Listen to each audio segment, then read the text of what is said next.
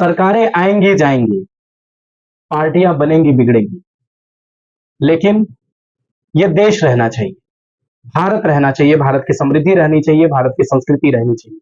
यह अमर वाक्य भारत के पूर्व प्रधानमंत्री अटल बिहारी वाजपेयी जी की इसी विचारधारा को आत्मसात करते हुए आज हमारे साथ एक ऐसे मेहमान हैं जो इस विचारधारा को लेकर अपने जीवन में कई सारे संघर्षों को करते आ रहे हैं कि सरकारें आएंगी जाएंगी, पार्टियां बनेंगी बिगड़ेंगी, लेकिन भारत रहना चाहिए, देश रहना चाहिए, देश की संस्कृति रहनी चाहिए, समृद्धि रहनी चाहिए। तो स्वागत करते हैं हमारे शो में आज पंडित अमरनाथ मिश्रा जी का।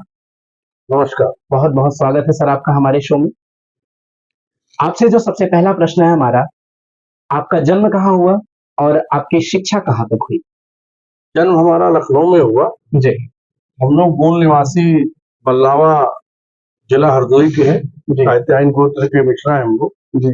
हमारा जन्म लखनऊ में हुआ और हमारी शिक्षा दीक्षा सारी लखनऊ में हुई, सिटी मॉन्टेसरी स्कूल में KKC में। हमने कर्मकांड और ज्योतिष में रिसर्च की तो डॉक्टरेट मिली हमें और गोल्ड मेडल। जी, आपको डॉक्टरेट और गोल्ड मेडल मिला। राम मंदिर निर्माण के बाद अब हिंदू समाज की अगली प्राथमिकता क्या होगी? देखिए, राम मंदिर का निर्माण हुआ, ये बहुत बड़े हर्ष और गर्व की बात है कि 500 वर्षों के संघर्ष के बाद रामलला विराजमान अपने घर आंगन में विराजमान हुए। जी। मगर भारत की जो सनातन विराट और उदार संस्कृति है, जी। इसकी गति को रुकना नहीं चाहिए। अभी ज्ञान व्यापी का भी विषय हम लोगों के सामने है, कृष्ण जन्मभूमि का भी विषय सामने है, मध्य प्रदेश में गौशाला का भी मामला है, संभल का आपके सामने आया ही हुआ है। जी। बहुत से ऐसे हमारे तीर्थ स्थान है, ऐसे धार्मिक स्थल हैं जो दबे हुए हैं। धर्मनिरपेक्षता की आड़ में सनातन धर्म के मंदिरों को वक्फ के नाम पे कहीं न कहीं दबा दिया गया, ढक दिया गया। जी। तो चीजें सामने आ रही हैं, तो उनका संरक्षण और संवर्धन करना हर सनातनी का कर्तव्य है। उसी तरीके से हमारा भी कर्तव्य है कि हम अपने सनातन धर्म की रक्षा के लिए कार्य करते हैं। आपने राम मंदिर विवाद के संदर्भ में कहा था कि मंदिर मस्जिद दोनों एक साथ साथ बनाया जाना चाहिए। आपने विचार क्यों रखा? इसके पीछे कोई विशेष नहीं, ऐतिहासिक ये कारण? विचार हमने नहीं रखा था। ये प्रश्न आपके गलत है। ये राजीव गांधी जब प्रधानमंत्री थे, जी। तो उस समय उन्होंने शिलान्यास कराया था। परमहंस जी की सेवा में थे, रामचंद्र परमहंस दास जी थे। जी। तो उस समय राम जन्मभूमि की 2 एकड़ जमीन से अलग हट करके भूमि पूजन करा दिया गया था। जी। और राजीव गांधी की इच्छा ये थी कि जो बाबरी मस्जिद जिसको कहा जाता था, उसको हम जर्मन की मशीनें मंगा करके और उठा करके हम दूसरी जगह रख दें।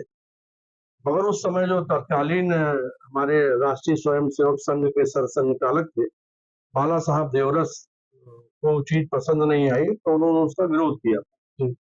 दूसरी चीज क्या है कि 1993 में लोकसभा में एक अयोध्या एक्ट आया था, नरसिम्हा राव की सरकार में, एक पक्ष को खुश करने के लिए। और उसमें ये बात का उल्लेख था कि जो भी राम जन्मभूमि का मुकदमा जीतेगा या हारेगा, जो हारेगा उसको कंपनसेशन दिया जाएगा। जो हारेगा उसको कंपनसेशन दिया जाएगा। वो कंपनसेशन ही के बदौलत सुप्रीम कोर्ट के आदेश पर सेंट्रल सुन्नी वक्फ बोर्ड को 5 एकड़ जमीन मिली है। ओके। मौलाना शहाबुद्दीन रजवी ने क्रिकेटर मोहम्मद शमी द्वारा मैच के दौरान पानी पीने को रोजा के नियमों का उल्लंघन बताया और उन्होंने शरीयत की दृष्टि में अपराधी करार दिया। इस पर आपकी क्या राय? देखिए, जो मोहम्मद शमी है, पहली बात तो वो भारतीय है जी। और भारत की प्रतिष्ठा के लिए, भारत के लिए खेल खेलते हैं। जी। और मुसलमान बाद में। जी। तो अगर उन्होंने पानी पी लिया, जी। तो हमारी जानकारी जहाँ है कि शरीयत में किसी प्रकार के बहुत कड़े प्रतिबंध नहीं है। जी। देश काल परिस्थितियों के अनुसार, समय के अनुसार व्यक्ति अपने आप को बदल सकता है और अपनी इच्छा के अनुसार कार्य कर सकता है।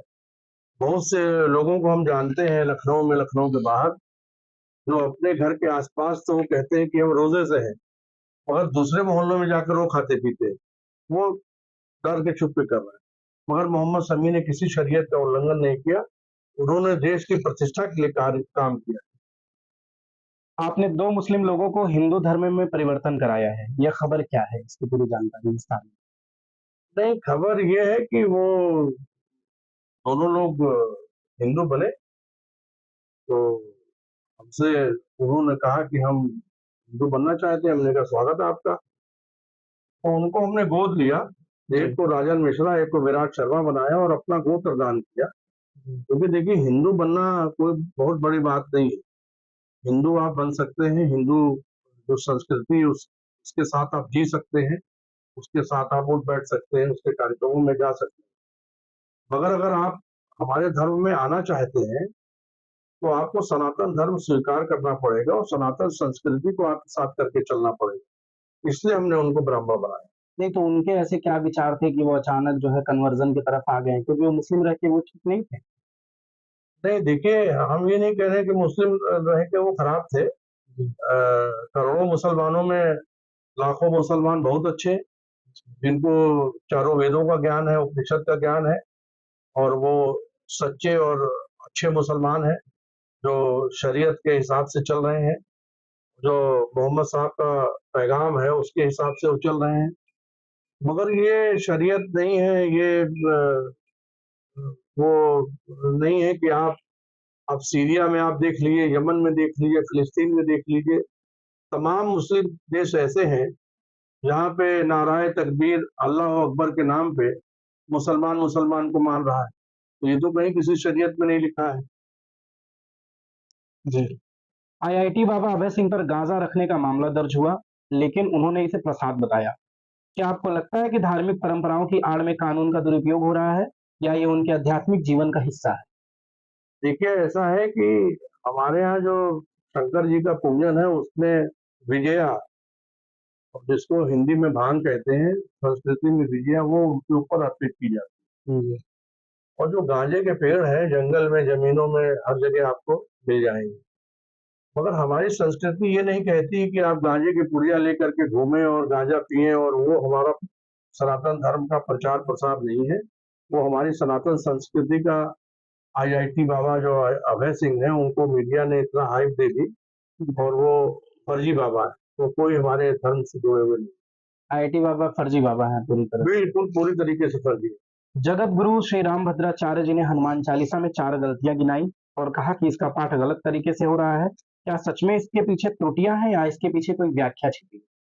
देखिए, ऐसा है कि हनुमान चालीसा तुलसीदास जी ने लिखी थी, जी। और करोड़ों लोग, करोड़ों करोड़ों अरबों लोग हनुमान चालीसा जब से प्रकट हुई है तब से उसका पाठ कर रहे हैं, पढ़ रहे हैं। हनुमान चालीसा के पाठ से उनको लाभ मिल रहा है। अभी जगत गुरु रामभद्राचार्य जी की क्या मंशा है, क्या दृष्टि कि उन्होंने उसमें गलतियां निकाली, इसके बारे में वही बता सकते हैं। हमको तो नहीं लगता कि वो गलती। जगत गुरु रामभद्राचार्य जी कहते हैं कि उपाध्याय, दीक्षित, पाठक, ये जो ब्राह्मण है चतुर्वेदी, ये लोग नीच और अधम ब्राह्मण है। अब देखिए, जो ब्राह्मण है जी। वो नीच नहीं हो सकता। जी। हाँ, ये हो सकता है कि ब्राह्मण हो करके वो नीच कर्म कर दे, कोई जी। नीच कार्य कर दे, जी। तो इसलिए वो अधम हो जाए। मगर जिनको आप बता रहे हैं दीक्षित, उपाध्याय, चतुर्वेदी, ये लोग पाठक, कभी इनको नीच नहीं माना जाता है। और उपाध्याय हो चाहे वो पाठक हो चाहे चतुर्वेदी हो, जितने लोगों का आप उल्लेख कर रहे हैं, अगर आप भारत की इतिहास उठा के देखेंगे तो ये बहुत पढ़े लिखे लोग मिले, उपाध्याय, चतुर्वेदी, पाठक, और बहुत बड़े बड़े पदों पे रहे।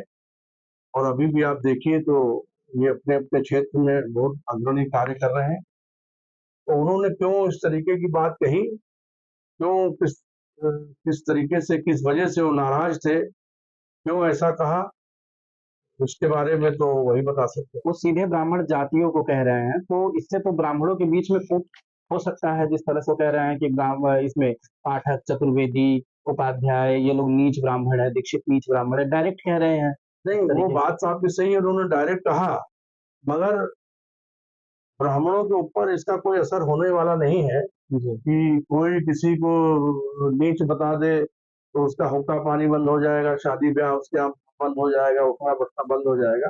जी। ऐसा कुछ होने वाला नहीं है। हो सकता है कि उनके उपाध्याय दीक्षित चतुर्वेदी कोई ऐसे उनके यहाँ कर्मचारी रहे हो या कोई उनके शिष्य रहे हो जो उन्होंने अ, गुरु से द्रोह किया हो तो उन्होंने उनके गुस्से में कह दिया हो। जी मगर ये पूरे उपाध्याय समाज या पूरे चतुर्वेदी समाज या पूरे पाठक समाज की बात लागू नहीं है। जी। अबू आजमी के औरंगजेब को लेकर दिए गए बयान के बाद विवाद बढ़ता जा रहा है और अब उनके विधानसभा से निलंबन की खबरें भी आ रही हैं। क्या आपको लगता है कि उनका बयान ऐतिहासिक तथ्यों पर है? देखिए, जो अबू आजमी ने बयान दिया है उस बयान का वर्तमान समय में जी कोई मतलब था नहीं। और वो औरंगजेब जो मंगोल भारत में आए, जी जो नहाते नहीं थे, और वो मंगोल बाद में मुगल हो गए। तो मुगल और मंगोलों का इतिहास औरंगजेब का ये है कि उन्होंने अपने भाई को नंगा करके दिल्ली की बाजारों में घुमाया और उसका खून पिया, उसको मार दिया। एक सूफी सरमद हुआ करते थे, जी तो उस समय के बहुत विद्वान थे और उन्होंने उपनिषद और वेदों का बड़ा अध्ययन था, काफी वो व्याख्या भी करते थे। तो दिल्ली की जामा मस्जिद पे औरंगजेब ने उनका कत्ल किया। आज भी सूफी सरमद की बाजार वहां पे है। तो आप समझ लीजिए कि औरंगजेब ने जो कुछ किया है वो उन्होंने हजारों हजार मुसलमानों को भी मारा जो हिंदुस्तान के थे, भारत के पक्ष की बात कर रहे थे। देखिए, जो ये मंगोल आए थे ये कोई इस्लाम धर्म के पालन करता कभी नहीं रहे, चाहे बाबर रहे हो, चाहे तुगलक रहे हो, जितने भी आप समझ लीजिए। इन्होंने इस्लाम धर्म को बदनाम किया है, मोहम्मद साहब के पैगाम का इन्होंने उल्लंघन किया है। और शरीयत, सूरह यासीन, इमरान, जितनी भी इस्लाम की धार्मिक पुस्तकें हैं इन लोगों ने पढ़ी नहीं है। अगर इन लोगों ने पढ़ी होती तो इस तरीके से कोरता बड़ा भरा काम ये नहीं करते, क्योंकि इतना क्रूर शासक हो ही नहीं सकता जो जबरन अपने बाप को मार दे, अपने भाइयों को मार दे। अब गुरु तेग बहादुर जी का वो शीशगंज गुरुद्वारा है, तो उन्होंने गुरु तेग बहादुर का सर काट दिया था, तो उसी से शीशगंज गुरुद्वारा हुआ। तो अगर कोई आदमी अपने वतन के लिए, अपने राष्ट्र के लिए काम कर रहा है तो आप लुटेरे के रूप में आए थे। वो इस्लाम धर्म का पैगाम देने नहीं आया कोई भी यहाँ पे, जो भी मंगोल या मुगल आए, वो भारत को लूटने के लिए आए। और वो भारत में आकर के इस्लाम की संस्कृति को भी लूट के ले गए। ये मत सोचिए कि उन्होंने हिंदुओं को ही नुकसान किया है, वो सबसे बड़ा इस्लाम का नुकसान करके गए भारत में। संभल के एक पुलिस अधिकारी के बयान के बाद विवाद शुरू हुआ। उन्होंने कहा कि होली साल में एक बार आती है, हिंदुओं को पूरी छूट मिलनी चाहिए, जबकि जुमे की नमाज 52 बार होती है, इसलिए होली वाले दिन मुस्लिम लोग अंदर रहें। इस बयान पर आपकी क्या राय नहीं, हमने अनुज चौधरी जी का पूरा बयान सुना है। है? जी उन्होंने ये नहीं कहा कि आप लोग जुमे की नमाज में अंदर रहें। जी उन्होंने ये बोला था, पत्रकारों ने उनसे पूछा था, जी तो उन्होंने कहा था अगर किसी को रंग से परहेज है कि उनके ऊपर रंग ना पड़ जाए तो अपने घर में, परिवार में बच्चों के साथ रहें, और रंग जब खत्म हो जाए तब वो जुमे की नमाज पढ़ें। फिर उसी बात को योगी जी ने आगे बढ़ा दिया, जुमे की नमाज जो है 2 बजे के बाद होगी, और होली का त्योहार साल भर में एक बार आता है। आप दोनों चीजों को अगर हम मिला दें तो दोनों की बात गलत नहीं थी। अगर आप अपने लखनऊ के बगल में बाराबंकी चले जाएं, देवा शरीफ, तो हर साल वहां पे देवा शरीफ में हिंदू मुसलमान मिल करके होली खेलते हैं। तो बहुत से लाखों लाख मुसलमान ऐसे हैं हिंदुस्तान में जो भारत में हिंदुओं के सनातन संस्कृति के त्योहारों को मनाते हैं। बहुत से मुस्लिम महिलाएं हैं जिन्होंने हिंदुओं को अपना भाई बना रखा है, वो हिंदुओं को राखी बांधने जाती हैं। तो ये हमारी जो संस्कृति का आदान प्रदान है वो ही दोनों धर्मों को भारत में आगे लेके चल रहा है। भारत में पुरुषों की आत्महत्या के मामले बहुत बढ़ रहे हैं, जैसे हाल ही में अतुल सुभाष और आगरा के टीसीएस मैनेजर की घटनाएं। कई लोग यह मानते हैं कि वे कानूनी लड़ाई नहीं लड़ सकते, इसलिए आत्महत्या कर रहे हैं। क्या आपको लगता है कि कानून में सुधार करने की जरूरत है? देखिए, जो आत्महत्या कर रहा है उससे कानून से कोई मतलब नहीं है। जी उसका यह व्यक्तिगत निर्णय है कि वो आत्महत्या कर रहा है। कोई कानून बहुत से लोगों को हम पेपर में पढ़ते हैं कि लोगों ने इच्छा मृत्यु मांगी राष्ट्रपति से, सुप्रीम कोर्ट में इच्छा मृत्यु का पत्र दे देते हैं मुकदमा जीतने के लिए। मगर ये कोई सीधा सीधा ये तरीका नहीं है कि आप इच्छा मृत्यु मांग लें या आप आत्महत्या कर लें। आत्महत्या आपका बिल्कुल निजी से निजी मामला है, इसमें कानून क्या करेगा? आपने अपने को स्वयं खत्म किया है, और खत्म करने के पहले तो आपने कानून को बताया नहीं कि आज हम आत्महत्या करने जा रहे हैं, ना आपने अपने घर में बताया, ना परिवार में बताया, आपने आत्महत्या कर ली। तो इसका जिम्मेदार तो वो खुद व्यक्ति है जो आत्महत्या कर रहा है। नहीं, जिस तरीके से एलिमनी, जैसे अतुल सुभाष का जो घटना था, इतना एलिमनी डिमांड किया गया, सब लोग परेशान कर रहे थे, उनके ससुराल पक्ष के लोग, पत्नी और साले मिलके ये लोग जिस तरीके से उनको परेशान किए, उन्होंने पूरा वीडियो बना के रिकॉर्ड किया, तब उन्होंने आत्महत्या किया। तो ऐसे जो डिवोर्स के केसेस बढ़ रहे हैं, इस पे आप क्या कहना चाहेंगे? ऐसा क्यों हो रहा है? कि ऐसा है कि डिवोर्स के जो केसेस बढ़ रहे हैं, अब लालच दोनों तरफ से है, लड़की वालों की तरफ से भी है और लड़के वालों की तरफ से भी है। तो लालच का तो कोई समाधान है नहीं।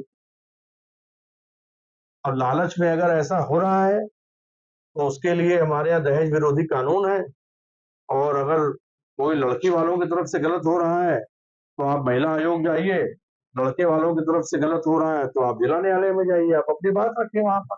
अभिनव अरोड़ा जो खुद एक को साधु संत कहता है और जगह जगह प्रचार करता है, हाल ही में कुछ एक्सपोज वीडियो में सामने आया, इस पर आपका क्या कहना है? और जगत गुरु रामभद्राचार्य ने भी अभिनव अरोड़ा को बहुत बुरी तरह डांटा था, सीधे उतार दिया था कि इनको ले जाओ यहाँ से। देखिए, जो अभिनव अरोड़ा के पिताजी हैं, जी ये लोग मथुरा वृंदावन के रहने वाले हैं। जी और एक छोटे से बच्चे को उन्होंने ड्रामा करा करके उसको एक बाबा घोषित करा दिया। वो कोई किसी प्रकार का ना बाबा है, ना तो जो पाखंड है। वो खाली फेसबुक और इंस्टाग्राम और यूट्यूब पे अपने फॉलोअर बढ़ाने के लिए ये सब ड्रामा नौटंकी कर रहे हैं। जी और बहुत अच्छा किया राम भद्राचार्य जी ने जो उनको मंच से उतार दिया, क्योंकि हर व्यासपीठ की एक गरिमा होती है, एक प्रतिष्ठा होती है, और वो गरिमा भंग करके आगे बढ़ रहे हैं। बागेश्वर धाम के धीरेन्द्र कृष्ण शास्त्री ने कहा कि कुंभ में सिर्फ हिंदुओं को ही प्रवेश की अनुमति होनी चाहिए और गैर हिंदुओं को नहीं आना। साथ ही उन्होंने यह भी कहा कि कुंभ के घाट पर जो लोग मरे वे सीधे स्वर्ग जाएंगे। इस पर आपका क्या कहना है? देखिए, हम आप मक्का मदीना नहीं जा सकते, जी प्रवेश वर्जित है हमारा। जी तो धीरेन्द्र शास्त्री जी का बयान सही है कि जब हम वहां जा नहीं सकते तो हमारा महाकुंभ जो 144 साल बाद लगा है, तो वैध सनातन धर्म का कैसे वहां पे आ जाएगा? और दूसरी बात जो रही मोक्ष वाली बात आप बता रहे हैं, जी तो उन्होंने कोई गलत नहीं कहा। यहाँ पे काशी में लोगों की इच्छा होती है कि जब हमारी मृत्यु हो जाए जी तो मेरा दाह संस्कार बनारस में करना है, क्योंकि हमें मोक्ष मिल जाए। या लोग जीवित रहते काशी में अपने को ले जाके वहां रहना शुरू कर देते कि हमको यहाँ बनारस में मोक्ष मिल जाए। तो सनातन संस्कृति एक ऐसा धर्म है जहाँ पे मोक्ष मिलता है। तो अगर 30 लोग एक षड्यंत्र के तहत वहां पर कोई घटना कुछ राजनीतिक दल के द्वारा कराई गई, उसमें 30 लोग मर गए, तो गंगा जी के किनारे मरे हैं, तो समझ लीजिए उनको मोक्ष मिल ही गया। उसमें तो सही कह रहे हैं, गलत क्या कह क्या आपको लगता है कि भारतीय जनता पार्टी ये हिंदूवादी पार्टी है और जब तक भारतीय जनता पार्टी है तब तक हिंदू सुरक्षित है? रहे? देखिए, मोदी जी का और भारतीय जनता पार्टी का कहना यह है कि सबका विश्वास, सबका साथ, सबका विकास। जी और ये बात तो सच है कि हिंदुओं के सनातन धर्म के बारे में बात करने वाली, सनातन की रक्षा करने वाली एकमात्र राजनीतिक दल भारत में, क्या पूरे विश्व में, भारतीय जनता पार्टी ही है। और वो जो भारतीय जनता पार्टी जो सनातन धर्म की रक्षा कर रही है, भारत राष्ट्र की रक्षा में तत्पर है, तो हमारा सारे सनातन धर्म के मानने वालों का भी ये लक्ष्य होना चाहिए कि हम उस पार्टी का भी रक्षण संरक्षण करें। योगी आदित्यनाथ जी को आप किस तरह का नेता मानते हैं? क्या वे एक कट्टर हिंदू नेता है या फिर सभी धर्मों को साथ लेकर उत्तर प्रदेश में काम कर रहे हैं? देखिए, रामचरितमानस में एक चौपाई है जी कि संत हृदय नवनीत समाना, कहा कबिन पर कहे न जाना। कि संतों का हृदय बड़ा नवनीत है और कितना नवनीत है, नवनीत का मतलब मक्खन, जी ये आज तक कभी भी नहीं जान पाए। योगी जी संत हृदय के सुदर्शन व्यक्तित्व के वो व्यक्ति हैं और वो सबके लिए काम कर रहे हैं, कोई भेदभाव किसी के साथ नहीं कर रहे हैं। और अगर उत्तर प्रदेश के 25 करोड़ लोगों की रक्षा करना, उनके बारे में अच्छा सोचना, उनके बारे में अच्छा कार्य करना, इसको आप कट्टरता समझते हैं, तो ऐसे तो और सहयोगी चाहिए जो पूरे राष्ट्र की रक्षा के लिए आगे आए। इस बार उत्तर प्रदेश में बीजेपी लोकसभा चुनाव में कम सीटें क्यों जीत पाई? आपके हिसाब से इसके पीछे का क्या कारण है? और क्या आपको लगता है कि 2027 में बीजेपी दोबारा जीत हासिल कर पाएगी?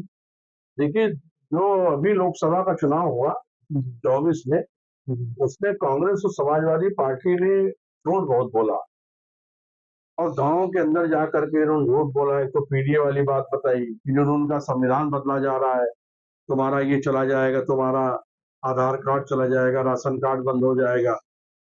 झूठ बहुत बोला। झूठ बोलने का नतीजा ये हुआ कि बीजेपी की कुछ सीटें कम हो गई।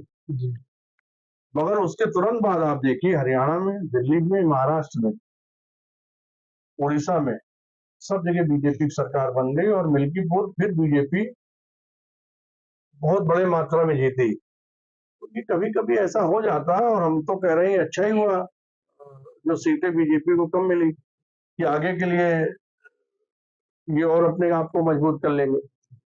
शंकराचार्य अवि मुक्तेश्वरानंद ने महाकुंभ भगदड़ मामले में योगी आदित्यनाथ से इस्तीफे की मांग की है और आरोप लगाया कि पुलिस प्रशासन सरकार को बचाने में लगा हुआ है।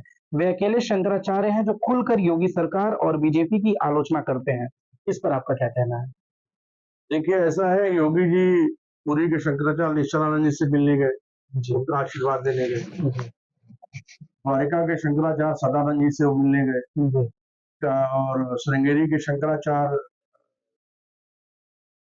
भारती जी से आशीर्वाद देने गए और पूरे महाकुंभ क्षेत्र में हर वो साधु संत के यहाँ गए, सबसे मिलने गए। और अभी मुक्तेश्वरानंद का क्या है कि वो बहुत समय से जो भी सरकार होती है उसके खिलाफ ही बोलते हैं। जो भी सरकार होती है उसके खिलाफ बोलते हैं।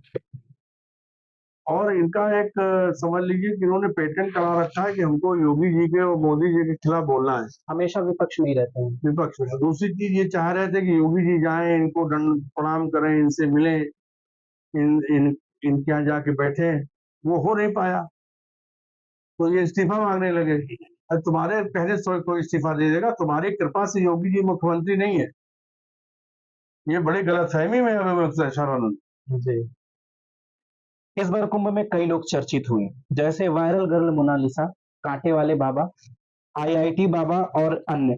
आपको क्या लगता है कि इस तरह के लोग अलग-अलग नाम और अनोखे तरीके अपनाकर प्रसिद्ध होने आते हैं या फिर यह सब किस्मत पर निर्भर करता है? देखिए, जो मोनालिसा का आप नाम ले रहे हैं वो बहुत सामान्य परिवार की कन्या है।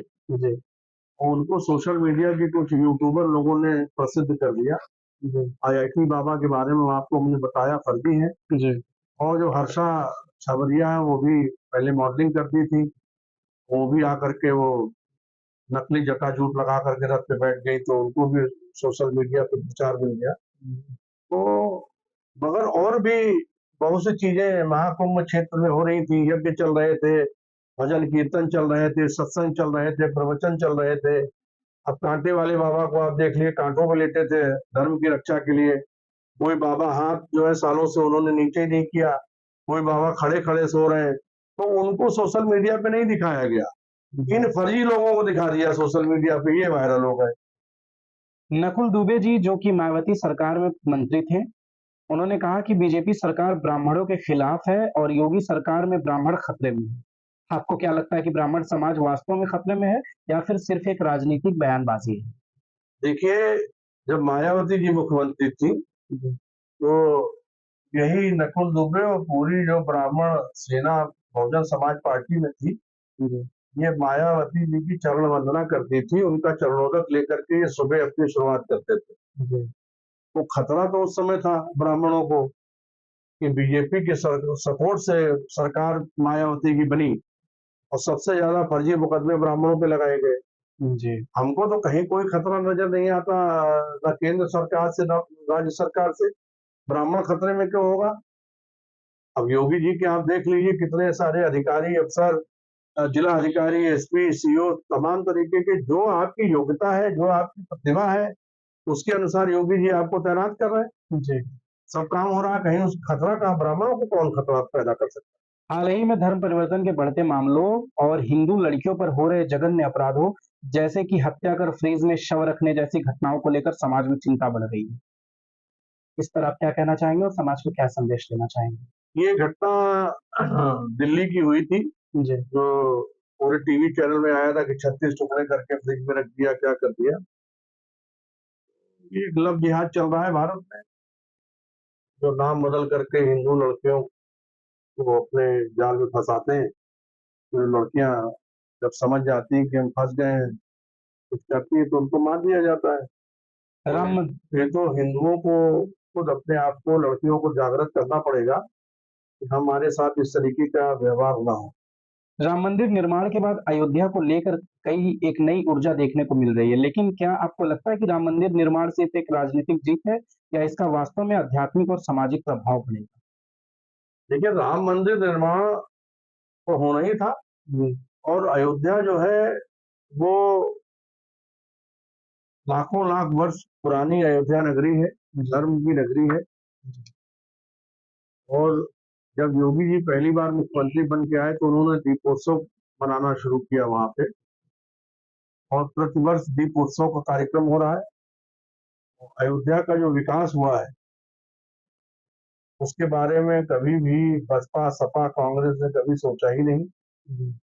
योगी जी ने सोचा और अयोध्या का विकास किया, और जो होना चाहिए वैसे किया। बनारस में भी उसी तरीके से हुआ, उसी तरीके से चित्रकूट में, उसी तरीके से विंध्याचल में, उसी तरीके से नैमिषारण्य में, उसी तरीके से ब्रज में हो रहा है। धर्म और राजनीति का घनिष्ठ संबंध है, लेकिन क्या इससे समाज में ध्रुवीकरण बढ़ता है? इससे क्या ध्रुवीकरण बनेगा? ये तो आदि अनादिकाल से चला आ रहा है कि राजा महाराजा ऋषि मुनियों के यहाँ जाते थे, आशीर्वाद देते थे और मार्गदर्शन लेके अपना राज्य चलाते थे। वही आज भी हो रहा है। क्या भारत में धार्मिक स्थलों के पुनर्निर्माण से ऐतिहासिक गलतियां सुधारी जा सकती हैं? तो सुधर ही नहीं है, मैं पहले ही बोला, तो सुधर ही नहीं है। औरंगजेब से जुड़ी हालिया विवादों पर आपका क्या मत है? क्या यह ऐतिहासिक सत्य को सामने लाने का प्रयास है या राजनीतिक हिस्सा? क्या बोला आपने? औरंगजेब से जुड़ी हालिया विवादों पर क्या मत है आपका? देखिए, खाली आप औरंगजेब की बात क्यों कर रहे हैं?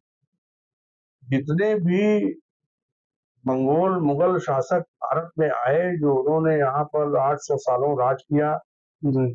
जो उन्होंने अत्याचार और यातनाएं भारत की संस्कार, संस्कृति और यहाँ के नागरिकों को दिए हैं, तो सबको सामने आना चाहिए और सबको पता चलना चाहिए, क्योंकि आगे जो है भारत का भविष्य बहुत उज्जवल है। भारत को विश्वगुरु बनना है, और एक पूरी दुनिया को पता चलना चाहिए कि किस तरीके से मुगलों ने क्या क्या किया है भारत। पूरी दुनिया को पता चलना चाहिए। बाबा बागेश्वर धीरेन्द्र कृष्ण शास्त्री की लोकप्रियता इतनी तेजी से क्यों बढ़ी? अब लोकप्रियता उनकी इससे बढ़ी कि उनको बागेश्वर हनुमान जी की आशीर्वाद और कृपा प्राप्त है, और बहुत हंसमुख और बहुत व्यवहार कुशल और थोड़े से चंचल, थोड़े से मजाकिया है, और हर जगह हर क्षेत्र में वो अपने को एडजस्ट कर लेते हैं, इसलिए उनकी लोकप्रियता चरम पे है। क्या धर्मगुरु राजनीति में सक्रिय भूमिका निभाने लगे तो समाज के लिए सही होगा? बिल्कुल होना चाहिए धर्मगुरुओं को। राजनीतिक क्या, राष्ट्र के हर मुख्य मुद्दों पे सक्रिय होना चाहिए, और जब तक धर्मगुरु हमारे सक्रिय नहीं होंगे देश काल परिस्थितियों के अनुसार, तब तक सक्रियता और नहीं बढ़ेगी और ऊर्जा भी प्राप्त नहीं। क्या भारत में जबरन धर्म परिवर्तन को रोकने के लिए सख्त कानून बनाए जाने चाहिए? देखिए, धर्म परिवर्तन के लिए कानून तो बहुत सख्त है, जी। मगर छुपे छुपे, चोरी छुपे ईसाईकरण बहुत हो रहा है। अभी हमने देखा कि बाराबंकी में, बहराइच में ईसाई मिशनरियां जो है मुसलमानों को ईसाई बना रही हैं। मगर उसके अगर आप उलट देखें तो आजमगढ़ में एक देरहा गांव है, वहां के 5-7 मुस्लिम परिवारों ने दुबे, तिवारी, दीक्षित, शुक्ला, मिश्रा लगाना शुरू कर दिया। आजमगढ़ में ऐसे हैं। अपने आप से। तो उनको ये चीज, इस चीज का आत्मबोध हुआ कि हमारे पूर्वज जो थे वो ब्राह्मण थे, हमारे परबाबा दुबे थे, मिश्रा थे, तो उन्होंने लगाना शुरू कर दिया। देखिए, धर्म परिवर्तन से कुछ होता नहीं है कि आप किसी गरीब आदमी को कुछ पैसा दे करके वो फार्म भरा लें कि हम ईसाई हो गए। जी। उसका हृदय परिवर्तन होना चाहिए। कुछ लोग हिंदुत्व को राजनीतिक हिंदुत्व और आध्यात्मिक हिंदुत्व में बांटते हैं, क्या ये सच में है, ऐसा बांटा जाता देखिए, है? हिंदुत्व न राजनीतिक है, हिंदुत्व हिंदुत्व है। जी। और जो सनातन संस्कृति का प्रचार प्रसार कर रहे हैं, उनका संरक्षण संवर्धन कर रहे हैं, जी। वो उस सनातन संस्कृति को आगे बढ़ा रहे हैं। और भारतीय संस्कृति को जो आगे बढ़ा रहे हैं उसको हिंदुत्व कहा जा रहा है। जी। कुछ लोग कुंभ मेले में खर्च पर अनावश्यक मानते हैं, जबकि अन्य इसे भारत की पहचान कहते हैं। आपकी क्या राय है? देखिए, ऐसा है कि लाखों लोग हज यात्रा पे जाते हैं। जी। भारत सरकार सबको सब्सिडी देती है। जी। हज हाउस बने हुए हैं पूरे देश भर में हज यात्रियों के लिए, तो उसमें भी तो पैसा खर्च हो रहा है। हमारा महाकुंभ तो 144 साल बाद आया, और अगर महाकुंभ लगा और भारतीयों के लिए लगा, सनातन संस्कृति के लिए लगा, और करोड़ों लोग आए, 66 करोड़ का आंकड़ा सरकार दे रही है, मगर हमको लगता है उससे ज्यादा लोग आए। जी। तो जब इतने लोग आ रहे हैं, जा रहे हैं, कई लाख करोड़ की जीडीपी बढ़ी, जो लोग वहां आए, एक आदमी ने भी अगर 5,000 रुपए खर्च किया तो सरकार को उससे टैक्स भी तो मिला है। जी। तो सरकार की जिम्मेदारी है कि वो हमारे धर्म के अनुसार और अपने प्रदेश के और देश के नागरिकों की सुख सुविधाओं का ख्याल रखे। कुंभ मेला में साधु संतों की भूमिका को लेकर अक्सर विवाद होते हैं, क्या आपको लगता है कि आज के समय कुछ लोग साधु का वेश धारण करके जनता को गुमराह कर रहे हैं? नहीं, देखिए, जनता को कोई गुमराह कर नहीं सकता। हमारे भारत के जो नागरिक हैं, जनता ये बड़ी होशियार है, ये सब समझ जाती है कि कौन गुमराह कर रहा है और कौन सही मार्ग पे ले जा रहा जी। कुछ फर्जी बाबाओं की वजह से असली संतों की छवि खराब होती है, कुछ लोग। है। देखिए, जो फर्जी बाबा है वो फर्जी है। जी। अब फर्जी बाबा थे आसाराम बापू, जी। फर्जी बाबा थे रामपाल जी। हरियाणा वाले, जी। फर्जी बाबा थे नित्यानंद, जिन्होंने अपना एक देश बना लिया। जी। जी। फर्जी बाबा बहुत से थे जिनको पब्लिक समझ गई, और लास्ट में उनका क्या हश्र हुआ ये सब आपके सामने है। आईआईटी बाबा, राधे माँ और अन्य विवादास्पद संतों पर आपका क्या मत है? ऐसे लोगों के लिए कोई निगरानी तंत्र होना देखिए, चाहिए? आईआईटी बाबा के बारे में हम आपको बता चुके हैं। जी, जैसे राधे माँ हो गई। नहीं, राधे माँ के बारे में आप कोई वो न करें। राधे माँ का हमारा बड़ा पारिवारिक संबंध है, अच्छा। और किसी प्रकार का, देखिए, वो गृहस्थ महिला है, जी। गृहस्थ संत है। जी। उनके बच्चे हैं, उनके पति हैं, और उनका बेटा है, पूरा परिवार है उनका। जी। जी। राधे माँ जो है वो, जो देवी जागरण हमारे यहाँ होते हैं जी। पूरे देश भारत में, जी। उसमें वो जाती है। अच्छा। वो भजन करती है, देवी गीत गाती हैं। 2014-15 में कुछ उनके बहुत पुराने, जब वो नई नई उनकी शादी हुई थी, जी। तो उनके कुछ वीडियो किसी को मिल गए, किसी पत्रकार को उसने डाल दिए, तो राधे माँ को बदनाम कर दिया। अच्छा। राधे माँ का कोई ऐसा आजकल सोशल मीडिया पर सनातन धर्म की छवि को लेकर बहुत बहस होती है, लोग लड़ते रहते हैं सोशल मीडिया पर, क्या इससे ये सही दिशा में जा रहा है? देखिए, सनातन धर्म के बारे में कोई चर्चा करने से पहले जी। सनातन धर्म की करुणा, दया, परोपकार, शालीनता, सौम्यता, सरलता, और जो शांत स्वभाव है सनातन धर्म का, उसको पहले समझना पड़ेगा। पहले आप उसके इतिहास में जाएं, उसके बाद उसके विस्तार में जाएं। छावा जैसी ऐतिहासिक फिल्मों का समाज पर क्या प्रभाव पड़ता है? क्या ये हमारी युवा पीढ़ी को प्रेरित कर रही है? बिल्कुल कर रही है। जैसे सर्जिकल स्टाइल बनी थी, एक्सीडेंटल प्राइम मिनिस्टर बनी, जी। वैसे ये पिक्चर है। हमारी युवा पीढ़ी को मालूम होना चाहिए कि उनके पूर्वजों के साथ किन आतताइयों ने क्या क्या किया है।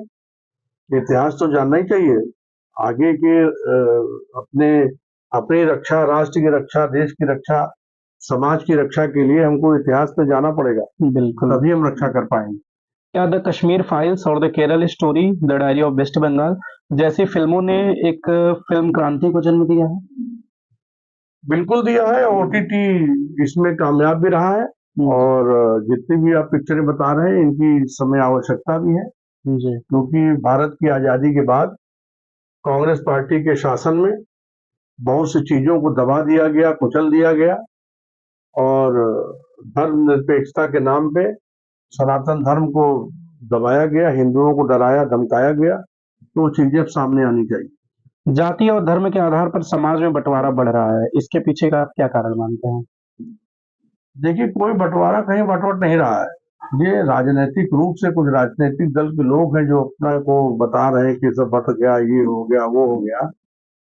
सत्यता ये है कि ब्राह्मण परिवार में अगर किसी लड़की का या लड़के का विवाह होता है जी तो नाव ठाकुर आते हैं, जिनको हमारे यहाँ चाचा चाची कहा जाता है। तो जो नाव ठाकुर की पत्नी होती है उनको चाची कहते हैं। वो लड़की को लाती हैं, ले जाती हैं, सारा काम करती हैं। हमारे यहाँ सबसे बड़ी बात क्या है हिंदुओं में कि हमारे यहाँ धोबी समाज के घर में जाके जो विवाहित धोबी की पत्नी है उससे सुहाग मांग के लाते हैं। जी अब हमारे यहाँ मिट्टी के बर्तन लगते हैं पूजा, शादी ब्याह में, पूजा में, तो हम कुम्हार के यहाँ से आते हैं। संविधा हमें लगती है तो हम लकड़हारे के यहाँ से जाते हैं। जो हमारा पटवा समाज है वहां से हमारा पूजा पाठ का समाज आता है, सामान आता है। तो अगर आप देखें तो हमारी जो संस्कृति है, सनातन संस्कृति, और खासकर हमारा जो कर्म कांड है उसमें सभी जात बिरादरियों को हम लेके चलते हैं। हम लोगों ने कभी किसी के साथ कोई दुर्व्यवहार नहीं किया। और यहाँ तक जी अब आज के समय में दशहरे पे, होली पर जो हमारे वाल्मीकि समाज के लोग थे जी जो ढोल बजाते थे, जो आपके दरवाजे पे मंगल गान करते थे, तो उनका स्वागत होता था, आज भी होता है हमारे यहाँ। बिहार में प्रशांत किशोर जी की जन स्वराज पार्टी लगातार अपनी पकड़ मजबूत करने की कोशिश कर रही है। क्या आपको लगता है कि जेडीयू और आरजेडी के बीच अपनी खास राजनीतिक छाप छोड़ पाने में सफल होंगे? देखिए, प्रशांत किशोर जो है ना, जी वो कुछ करवा नहीं पाएंगे। वो 2012-13 में मोदी जी के मीडिया अरेंजमेंट का काम देख रहे थे। जी फिर उन्होंने उद्धव ठाकरे का काम देखा, फिर ममता बनर्जी का देखा, फिर नवीन पटनायक का देखा, फिर आम आदमी पार्टी का देखा। तो घाट घाट का पानी पी के आए हैं और बिहार की जनता समझ गई है कि ये खाली गुब्बारे में हवा है, इसके अंदर है कुछ नहीं, निकल जाएगा।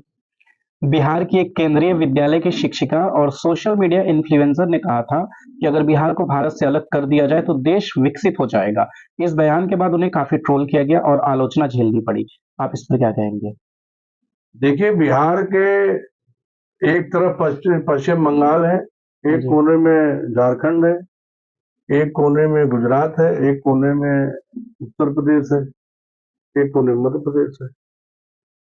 तो ये जो मूर्खता का परिचय दे रहे हैं कि बिहार को भारत से अलग कर दें, तो अलग करके कहाँ ले जाएंगे बिहार को? अलग करके कहाँ ले जाएंगे? कहाँ ले जाएंगे? इनसे ये पूछना चाहिए कि चलो हम अलग करने को तैयार हैं, हाँ, तो बिहार को उठा के कहाँ ले जाना चाहते हो?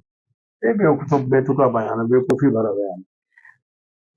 ब्राह्मण महासभा अक्सर ब्राह्मण समाज के हक और अधिकारों के लिए आवाज उठाती रहती है, फिर चाहे वे योगी आदित्यनाथ पर एफआईआर हो या मणिकर्णिका घाट पर विरोध प्रदर्शन।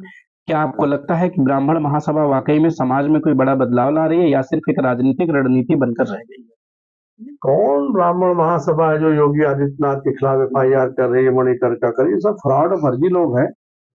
इनके एफआईआर करने से ये लोग कहीं से कुछ जुड़े नहीं है, बस नहीं, कुछ नहीं। 2-4 लोग बैठ करके उन्होंने ब्राह्मण महासभा बना ली जी और उनके परिवार के लोग उनके साथ नहीं है। जी और मीडिया में आने के लिए उन्होंने जो है मणिकर्णिका इस पे एफआईआर कर दी। ये सब फ्रॉड और फर्जी लोग हैं। अरविंद केजरीवाल और आम आदमी पार्टी इस समय राजनीतिक संकट से गुजर रहे हैं। जो कुछ उनके साथ हुआ है, आपको क्या लगता है, यह न्याय संगत था या राजनीतिक षड्यंत्र? क्या आपको लगता है कि आम आदमी पार्टी अब खत्म हो चुकी है या फिर से उभरने की संभावना है? देखिए, अरविंद केजरीवाल नामक जो व्यक्ति है ना, जी। ये बहुत बड़े फर्जी राजनीतिक हैं और झूठ बोल बोल करके 10 साल सत्ता में रहे। इन्होंने अन्ना हजारे को धोखा दिया, किरण बेदी जी को धोखा दिया, दिल्ली की जनता को धोखा दिया। ये सब झूठी बात करते रहे और इन्होंने जो भ्रष्टाचार की गंगा बहाई जी।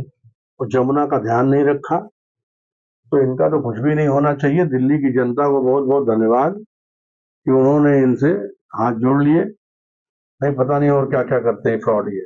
देश की राजनीति में फ्री बीज यानी मुफ्त योजनाओं का बड़ा प्रभाव देखने को मिल रहा है। दिल्ली से शुरू हुआ यह मॉडल अब मध्य प्रदेश में शिवराज सरकार और अन्य राज्यों में भी अपनाया जा रहा है। क्या ये आपको लगता है कि जनता के लिए सही है या ये सिर्फ वोट बैंक की राजनीति बनकर रह जाएगी? नहीं नहीं, वोट बैंक की देखिए, सरकारों की जिम्मेदारी होती है कि जो बीपीएल के लोग हैं, पॉवर्टी लाइन के नीचे हैं, जो गरीबी रेखा के नीचे हैं, उनकी जी। मदद करें।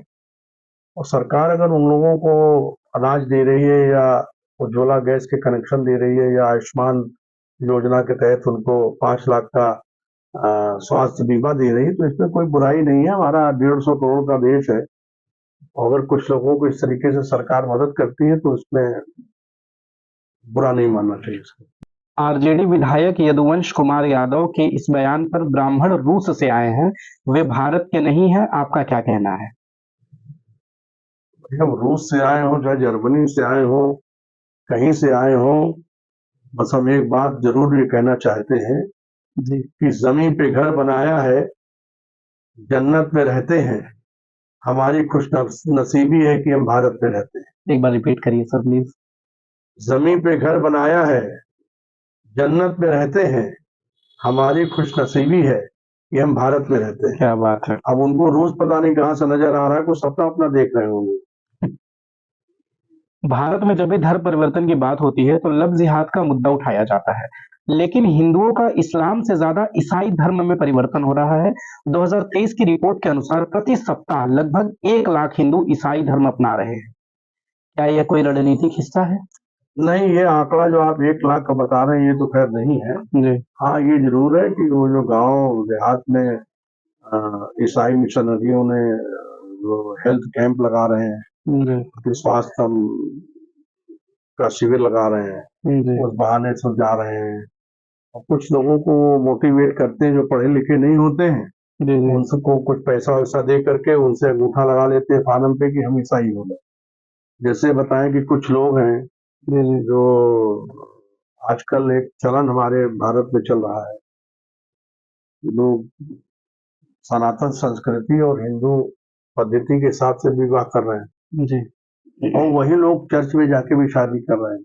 तो चर्च में जो लोग भी जाते हैं जी। तो चर्च के लोग फिर फॉर्म भरवाते हैं अच्छा। कि आप कहाँ से आए, क्या हुआ है, किस तरीके से। जो चर्च में शादी होती है तो उनको विदेशों में ग्रीन कार्ड आसानी से मिल जाता है। ओके।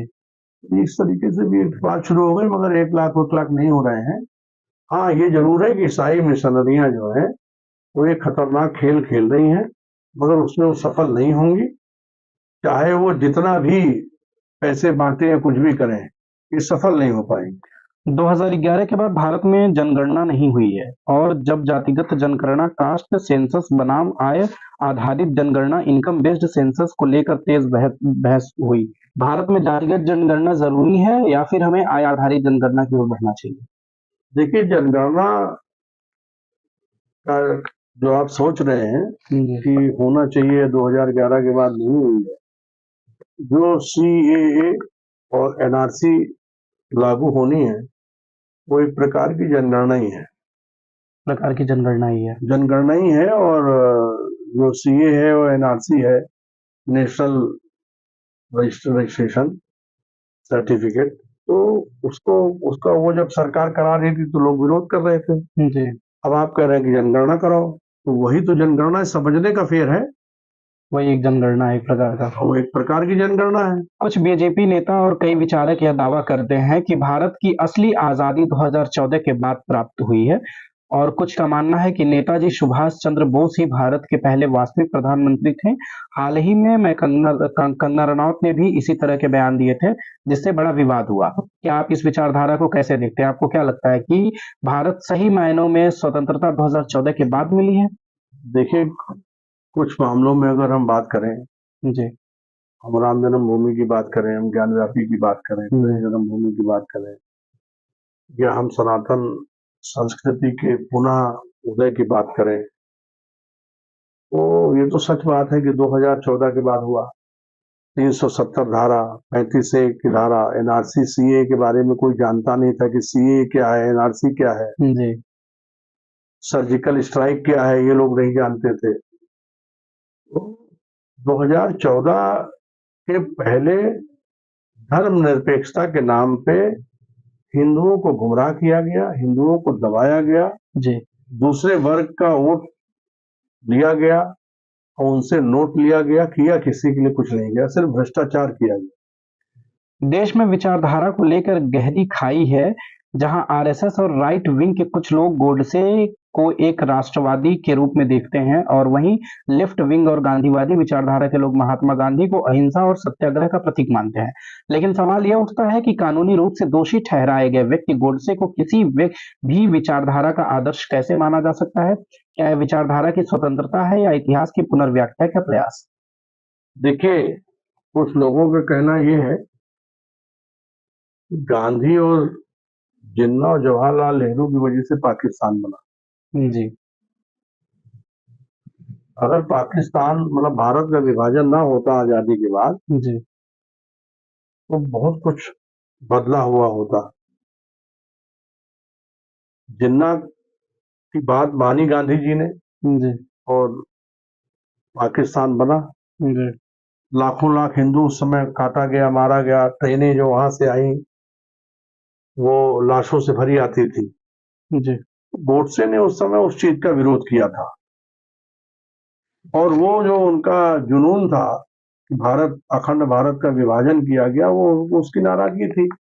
अब उनको न्यायालय ने सजा दी नहीं दी वो अलग बात है, मगर गोडसे को हम गलत नहीं कह सकते, गांधी जी को भी गलत नहीं कह सकते। गांधी जी ने भारत की आजादी में उनका बहुत बड़ा योगदान था, जी, मगर आजादी मिलने के बाद में उनको क्या हुआ कि उन्होंने जवाहरलाल नेहरू और जिन्ना की बात मान ली। तो अगर आप हमसे पूछेंगे तो हम ये कहेंगे कि गांधी जी ने वो गलत किया, उस समय भारत के टुकड़े तो उनको नहीं करने चाहिए। भारत में राहुल गांधी को लेकर बहुत सारी चर्चाएं रहती हैं। कुछ लोग उन्हें भविष्य का प्रधानमंत्री मानते हैं, तो कुछ लोग उन्हें गंभीर नेता नहीं मानते। आपके विचार में राहुल गांधी किस तरह से नेता है? देखिए, जो हमारे यहाँ और आप पूरे भारत की बात करें जी, तो जितने भी राजनीतिक दल थे, उनके जो नेता थे, जी, उनके बच्चों ने राजनीति में आके राजनीति और अपनी पार्टी का स्वाहा किया। जी, उसमें एक नाम राहुल गांधी का भी है, सुखबीर बादल का भी है नेपोटिज्म को लेकर। और अखिलेश यादव का भी है। अब मायावती का देख लीजिए, उन्होंने अपने भतीजे को उत्तराधिकारी बनाया, उसने उनकी पार्टी का नाश कर दिया। जी, तो नेपोटिज्म जो भी कुछ हो, अब कांग्रेस के कुछ लोग राहुल गांधी को प्रयास कर रहे हैं कि भारत के प्रधानमंत्री बनेंगे। हकीकत ये है कि वो एक ग्राम प्रधान बनने लायक नहीं है, और क्योंकि राहुल गांधी या सोनिया गांधी जब भी अमेठी रायबरेली चुनाव लड़ते थे, जी, तो सपा बसपा इनके खिलाफ कोई प्रत्याशी नहीं खड़ा करती। ये अंडरस्टैंडिंग पहले से थी और मुलायम सिंह के खिलाफ कांग्रेस कभी कोई प्रत्याशी नहीं खड़ा करती थी, तो वही अब की भी हुआ। ये पहले से अंडरस्टैंडिंग है, म्यूचुअल। क्या आपको क्रिकेट पसंद है? नहीं, क्रिकेट पसंद है क्या? एक खेल है और उसको खेल की तरीके से हम देखते हैं, आप देखना पसंद करते हैं? देखना पसंद। आपके मतलब भारत की जीत देखना ज्यादा पसंद आपके फेवरेट क्रिकेटर कौन है? है। इस समय तो रोहित शर्मा है, रोहित रोहित शर्मा। शर्मा है, विराट है, शमी है, सभी अच्छा खेल रहे हैं, केएल राहुल है, सारे ही अच्छे हैं। बहुजन समाज पार्टी को अक्सर परिवारवादी राजनीति से अलग बताया जाता है, लेकिन हाल ही में मायावती ने अपने भतीजे आकाश आनंद को पार्टी की मुख्य जिम्मेदारियों से हटा दिया। क्या यह बहुजन समाज पार्टी में कोई बड़ा बदलाव दर्शाता है? नहीं, अब क्या बदलाव करेंगे, बहुजन समाज पार्टी बची कहाँ है। क्या बदलाव करेंगे? उनमें बचा क्या है? कोई महत्व नहीं रह गया। नहीं, कोई महत्व नहीं है। उनकी पार्टी में लोग छोड़ के चले गए जो उनके संस्थापक थे, तमामों लोग। क्या कभी आप आए कि बहुजन समाज नहीं, आप पार्टी क्या कभी? आएगी? आप कभी सब भी? समझ गए। अब उनके जितने भी सर्जन सर्वजन हिताय सर्वजन सुखाय के लोग थे, वो सब समझ गए कि कौन सुखाय हो रहा है, कौन हिताय हो रहा है। वो समझ गए कि ये मायावती जो है दलितों की बेटी नहीं, दौलत की बेटी। एक समय था जब दलित राजनीति में बसपा का वर्चस्व था, लेकिन भीम आर्मी और चंद्रशेखर आजाद जैसे नए चेहरे दलित राजनीति में तेजी से उभर रहे हैं। आपको क्या लगता है, चंद्रशेखर ने बसपा को पीछे छोड़ दिया है? नहीं नहीं नहीं, ये सब देखे थोड़ी देर के पानी के बुलबुले हैं। जी। ये इनका कुछ होना नहीं, थोड़ी देर के लिए हो गया, जीत गए, कुछ हो गया। और ऐसा होता नहीं है। और जब जिस समय बहुजन समाज पार्टी का उदय हुआ था, जी। उस समय उत्तर प्रदेश की राजनीति में दूसरे तरीके का वातावरण था। और उस समय जो राम जन्मभूमि का आंदोलन शुरू हो चुका था, जो ब्राह्मण ठाकुर और वैश्य थे वो भारतीय जनता पार्टी की तरफ चले गए थे। जो मुसलमान थे वो अखिलेश यादव और वो मुलायम सिंह की तरफ चले गए थे। जो दलित, जिसको कांग्रेस का कहा जाता था, उस समय वो काशीराम के पीछे चला गया था, DS4 से। तो ये सब बिखर गया। आज के दौर में मीडिया पर लगातार आरोप लगते हैं कि मीडिया निष्पक्ष नहीं रही और किसी न किसी राजनीतिक दल के प्रभाव में काम कर रही है। आपको क्या लगता है, भारतीय मीडिया सच में किसी दबाव में काम कर रही है कि निष्पक्ष? देखिए, दबाव तो कुछ नहीं है। जो भारत में चीजें हो रही हैं, जो घटनाएं हो रही हैं, मीडिया उन्हीं को दिखा रहा है, उन्हीं को दर्शा रहा है। अब पश्चिम बंगाल में अगर कोई घटना हो रही है, अगर उसको चैनल वाले दिखाएंगे तो ममता बनर्जी कहेंगे आपने क्यों दिखाया। ये चीजें या तमिलनाडु में कोई घटना हो रही है तो कहेंगे कि आपने क्यों इसको दिखा दिया। जहां जहां पे भारतीय जनता पार्टी की सरकार नहीं है, वहां की जो क्षेत्रीय दलों की सरकार है, वो चाहती है कि हमारे यहाँ जो भी कुछ हो उसको मीडिया में न दिखाया जाए। उसको छिपा लिया जाए। दिखाएंगे तो कहेंगे कि वो तो उनकी वजह से हो रहा है। अगर आपको एक ऐसा कानून बनाना हो जो भारत के लिए सबसे जरूरी है, तो वो क्या होगा? देखिए, अगर कानून कोई बनाना हो जी। तो सबसे पहला कानून तो ये बनना चाहिए कि हर भारतीय को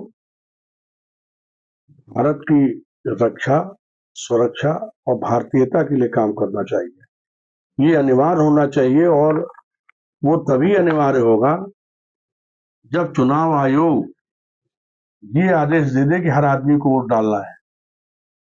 जो वोट जिस दिन पड़ते हैं उस दिन जो घर में बैठ करके पकौड़े खा रहे हैं, चाय पी रहे हैं, टीवी देख रहे हैं, वो जब बंद होगा तो भारत और विकास करेगा। क्या आपको लगता है सोशल मीडिया पर धर्म और राजनीति ये ये प्रभावित कर रहा है? नहीं, सोशल मीडिया कुछ प्रभावित नहीं कर रहा है। ये तो जो लोग देखते हैं सोशल मीडिया को, ये उनका एंटरटेनमेंट हो रहा है। एंटरटेनमेंट हो रहा है, पब्लिक तो सब समझती है। अगर आप किसी ऐसे एक व्यक्ति को भारत का आदर्श नेता मानते हैं तो वो कौन है? भारत का आदर्श नेता तो अटल बिहारी वाजपेयी थे अपने वर्तमान समय में। आज नरेंद्र मोदी जी हैं। उत्तर प्रदेश के अभूतपूर्व मुख्यमंत्री योगी आदित्यनाथ जी हैं। आपके जीवन का सबसे बड़ा आध्यात्मिक अनुभव क्या रहा है? हमारे जीवन का सबसे बड़ा आध्यात्मिक अनुभव रामलला विराजमान पे मंदिर बनना। आपके विचार में भारत का भविष्य कैसा होगा, खासकर धर्म और राजनीति के संदर्भ में? देखिए, भारत का भविष्य बहुत उज्जवल है जी। और बहुत विराट और विशाल होने वाला है। भारत को विश्व गुरु बनना है। जो अभी आप देख रहे हैं पूरी देश दुनिया में जो भी चल रहा है, तो भारत की एक अपनी एक भूमिका प्रकृति के द्वारा निर्धारित की जा रही है और भारत उसमें अग्रणी रहे। किसी ने मुझसे कहा था, एक लड़के ने कहा था मुझसे कि जब तक भारतीय जनता पार्टी है तब तक हिंदू सुरक्षित है और आने वाले 30-40 साल बाद एक बोरी चावल में लोग कन्वर्ट होंगे। ये किसी ने कहा था, तो वो बात मेरे जहन में बैठी थी कि ये बात मैं आपसे पूछूंगा। कि उसका देखिए, एक जवाब बात आप आपके जान माध्यम से लीजिए, देना चाहता हूँ। एक बात आप जान लीजिए, जी, अगर आने वाले 40 साल भारतीय जनता पार्टी की भारत में सरकार रही, जी, जो ये सपना देख रहे हैं कि एक बोरा चावल में कन्वर्ट हो जाएंगे, जी। वो सब हिंदू बनेंगे और एक एक बोरा चावल उनको यहाँ से मिलेगा। क्या आपको लगता है कि आज के समय में शिष्य गुरु परंपरा खत्म हो गई है, गुरु शिष्य परंपरा, और इसको दोबारा से आना चाहिए गुरुकुल वाली? नहीं, गुरुकुल परंपरा है, अभी भी चल रही है, और गुरु शिष्य परंपरा चल रही है। उसके हिसाब से गुरु पूर्णिमा पे उत्सव भी हो रहे हैं, कार्यक्रम भी हो रहे हैं, स्कूलों में भी हो रहे हैं, मगर उसको थोड़ा और प्रगाढ़ करने की जरूरत है। सर, अब हम शुरू कर रहे हैं रैपिड फायर राउंड, जिसमें आपसे जो प्रश्न पूछे जाएंगे आपको सिर्फ यस और नो, हाँ या ना में जवाब देना होगा। क्या राहुल गांधी कभी प्रधानमंत्री बन पाएंगे? नहीं। क्या बीजेपी के बिना कोई पार्टी 2029 में सत्ता में आ सकती है? नहीं। क्या कांग्रेस का भविष्य अब खत्म हो चुका है? खत्म। क्या राजनीति में नेपोटिज्म को पूरी तरह से खत्म किया जा सकता है? करना ही पड़ेगा। क्या मीडिया आज पूरी तरह से निष्पक्ष है? है। क्या जाति आधारित आरक्षण को अब खत्म कर देना चाहिए? बहुत जरूरी है। क्या राजनीति में सच बोलने वालों की कोई जगह नहीं होती? बिल्कुल होती है, बोल ही रहे हैं सब, जिसको जहाँ जरूरत पड़ रही है सच बोल रहा है। क्या चंद्रशेखर आजाद भीम आर्मी बसपा को रिप्लेस कर पाएगी? कभी नहीं। क्या राहुल गांधी के विदेश दौरों से कांग्रेस को फायदा होता है? भारत को नुकसान हो रहा है।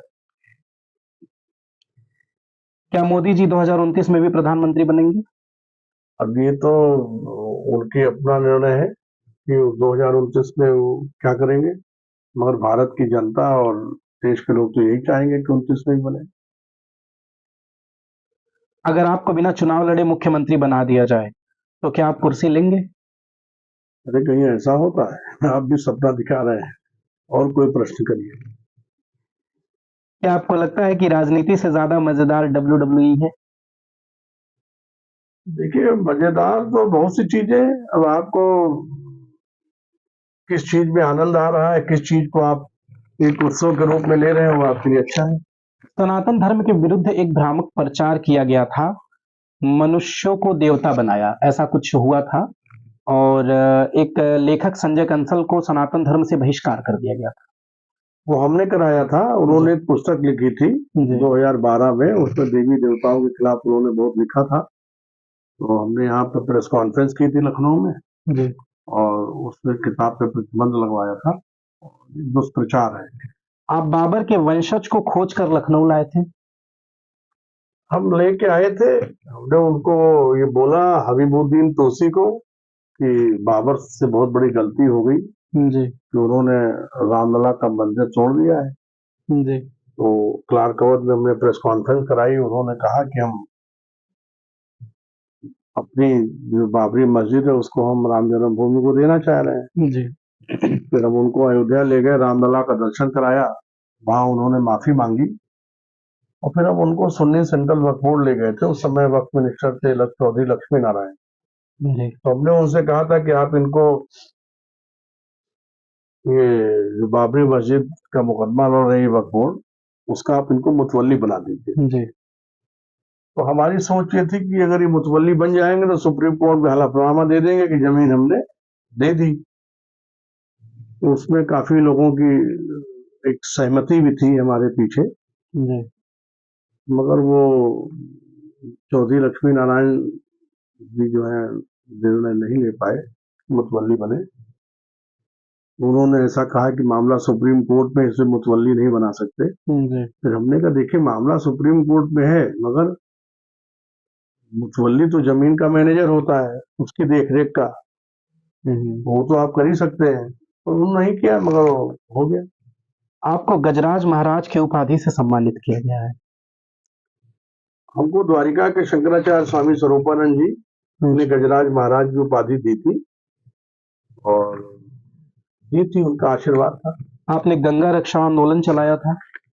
बिल्कुल चलाया था। उत्तराखंड में कांग्रेस की सरकार थी, केंद्र में कांग्रेस की सरकार थी, और गंगा का गला घोट करके वहां पर ये विद्युत परियोजनाएं ला रहे थे। तो हमने ये बोला था कि गंगा का कोई विकल्प नहीं है, परियोजनाओं के विकल्प है। क्या जो विदेशी आतताई भारत में जिन्होंने आक्रमण किया, क्या उन्होंने भारत की पुस्तकों में बदलाव करवाया? देखिए, भारत में पुस्तकों में बदलाव नहीं कराया। तक्षशिला हो, चाहे वो नालंदा हो, चाहे काशी हो, जितने भी हमारे जो विद्वता के केंद्र थे, जी, जहाँ पे विद्वत समाज बैठ करके चर्चा करता था, सत्संग करता था, शास्त्रार्थ होते थे, जी, उन किताबों को सब वो लूट ले गए और वो नासा में ले लूट गए, ले बना गए। दिया। मसल जैसे उसके बाद कांग्रेस पार्टी की जब सरकार केंद्र में आई, जी, तो उन्होंने धर्मनिरपेक्षता की आड़ में वो सब पढ़ाना शुरू कर दिया जिसका फायदा पाकिस्तान, बांग्लादेश, इनको सबको मिला। क्या धर्म ग्रंथों में बदलाव करवाया था उन लोगों ने, मुगलों ने? नहीं, वो क्यों कराएंगे? जैसे कुछ चीजें गलत छपवा देना, नहीं, नहीं, देखिए, ऐसी बहुत सी वो भ्रामक तो लूट ले गए ना सब। पूरी सारी उन्होंने चीजें खजाने लूट लिए, मंदिरों को लूट लिया।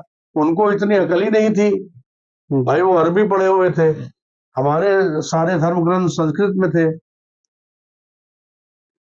तो ब्राह्मण कैसे करते वो तो लूट के ले गए ना यहाँ से। आज भी हर जगह ब्राह्मणों के बिना कोई कहीं कोई पूजन नहीं होता।